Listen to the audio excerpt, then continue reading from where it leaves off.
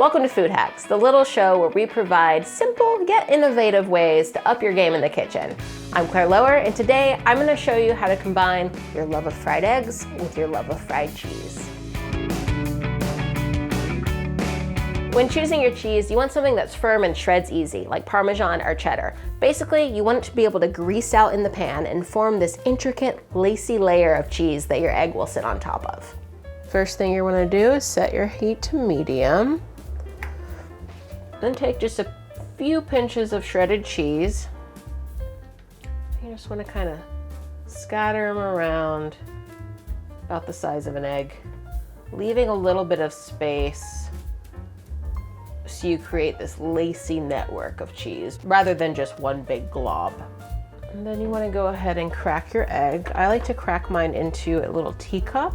That just helps to make sure that the yolk doesn't break in the pan. And when it starts to look kind of greasy and you see all these little holes form, that's when you want to add your egg. And it's okay if your egg doesn't completely cover all the cheese. And then you just let it keep cooking until the white is totally opaque and the bottom is crispy and cheesy.